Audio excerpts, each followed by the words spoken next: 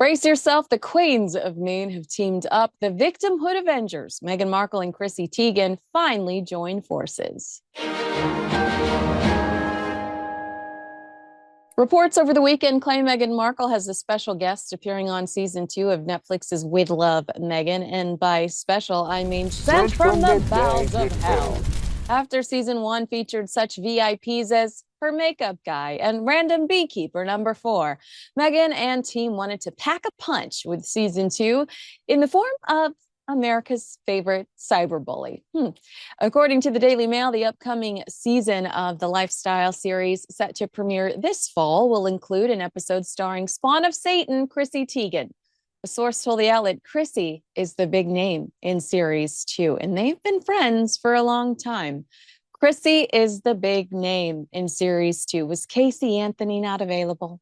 In 2018, the terror tweeter said of Meghan, "I am especially a fan of Meghan. I was on Deal or No Deal with her, and she was lovely. Lovely, like glitter in your eye." The Deal or No Deal duo do have a history. The pair appeared together at the 2014 DirecTV Beach Bowl in New York City, a pre-Super Bowl flag football game.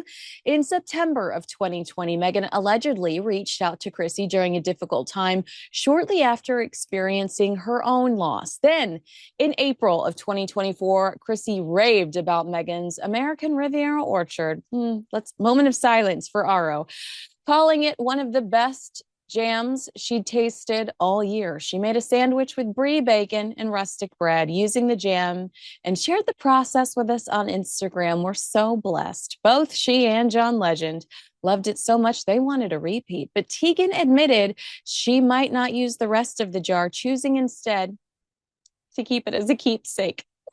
You can find it in her 10,700 square foot home in Beverly Hills, displayed prominently next to her shrine to Regina George. Why? The life-size cutout of Regina is butter a carb George? Well, because Chrissy, like her friend Meghan Markle, is a mean girl. Chrissy faced significant backlash in 2021 after past instances of cyberbullying, particularly targeting Courtney Stodden, resurfaced. At the time of the actual harassment in 2011, Stodden was 16 years old and had recently married 51-year-old actor Doug Hutchinson, a union that attracted widespread media attention, a union that Stodden has since acknowledged was inappropriate and allegedly abusive. Teigen publicly tweeted that it was her dream for Stodden to take a dirt nap, a slang term implying death, and reportedly sent private messages urging Courtney to die by self-harm. In May of 2021, Teigen issued a public apology on Twitter, expressing shame and embarrassment over her past behavior, which she described as that of an insecure, attention-seeking troll. She followed up with a more detailed apology on Medium in July 2021, stating she was reaching out privately to those she had hurt. Stodden acknowledged the public apology, but claimed they had not received any private outreach from Teigen or her team and were still blocked on Twitter, so technically couldn't even see the apology. Courtney expressed skepticism about Teigen's sincerity, suggesting it was more about crisis management and preserving her brand partnerships than genuine remorse. Bye-bye, Tarjay. Remember that? They gave her the boot. In a 2025 interview featured in the ABC News documentary Impact Nightline: Confessions of a Child Bride, Stodden revealed that Teigen's bullying had a profound impact on their mental health, leading the TV personality to actually write a suicide note and nearly take their own life. Stodden said, "I did actually almost succeed at committing suicide because the cyberbullying was a huge part of it. I had a suicide letter written. I remember my last thought was, maybe I don't deserve to be here when people that high up are telling me I don't deserve to be." The 30-year-old explained, "I know she's saying that this was from alcohol or whatever she wanted to say it was from. Saying this to a child when you're the queen of Twitter, it was so much." Stodden told the Daily Beast, this is about Teigen, she wouldn't just publicly tweet about wanting me to take a dirt nap, but would privately DM me and tell me to kill myself. Things like, "I can't wait for you to die." Some of the worst treatment I got was from women, and we're not going to get anywhere if we keep holding each other back. They told Page Six, I was speaking on this maybe for a few years before Teigen apologized. I wish that she maybe could have apologized to me, but I never got anything. Stodden admitted, I didn't feel touched, let's say, by the apology. I didn't get one other than social media, which felt like she was apologizing to everybody else, but I was blocked. Now, Stodden says it really affected me deeply being told that I'm worth more dead and that people want to see me dead. I was getting death threats from normal people to celebrities. It was enough to be in a situation where I was groomed, referring to their previous marriage. But then on top of it, I started believing that I am not worth anything. And then having celebrities tell me that, it was hard to process that at the time. Looking back on it and still dealing severely with depression that I speak on a lot, Teigen didn't help me. Now, the controversy led to significant professional consequences for Chrissy Teigen, including stepping away from a voiceover role in Netflix's Never Have I Ever and facing public scrutiny over a lot of her past online behavior. By the way, Stodden, who is non-binary, uses they, them pronouns today.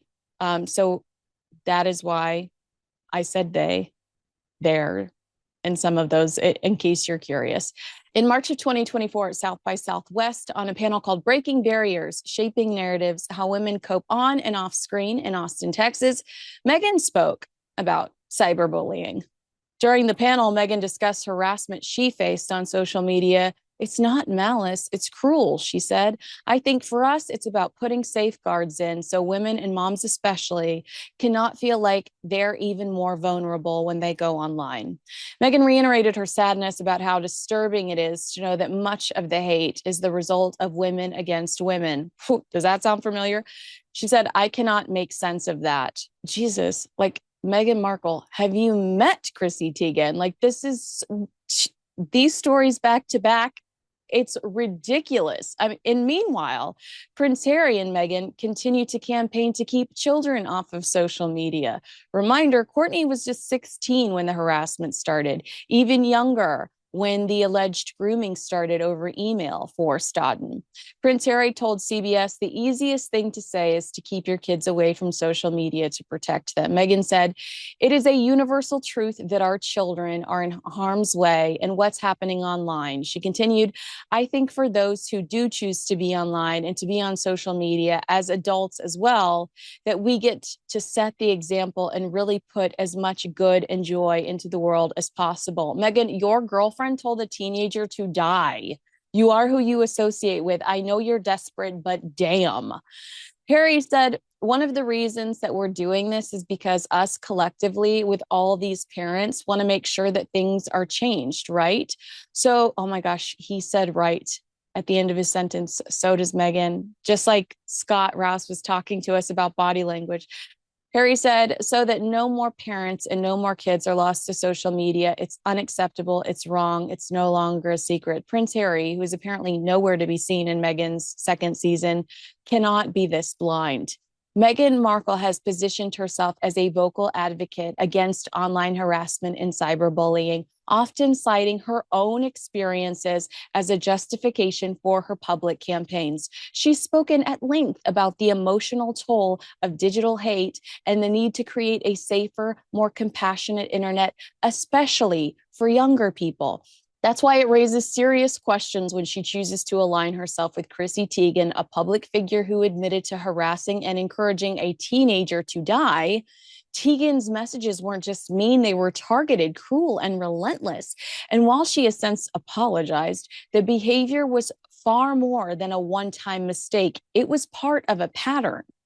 Meghan can't have it both ways. You can't condemn online cruelty in public and then turn around and cozy up to someone who became infamous for it. That's not just a lapse in judgment, it's hypocrisy.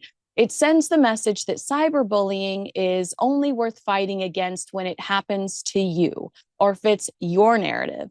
Real advocacy requires consistency, not selective outrage. And that, again, like, go back and read the Cuts interview about Prince Harry and racism, because it's very similar to my message here. Where's the consistency? It seems like this pair only gets riled up when they are personally affected by something. Agree with me, disagree with me? Let me know in the comments below. Make sure you like, subscribe, and share this video with a friend. Thanks so much for watching. I'm Kinsey Schofield. And yes, a comprehensive list of Meghan Markle's bullying allegations, volume 3, is about to drop. Don't worry. Don't worry. I got you. I know that that's what you're saying in the chat. What about Meghan's bullying allegations? There's a plenty. It's coming.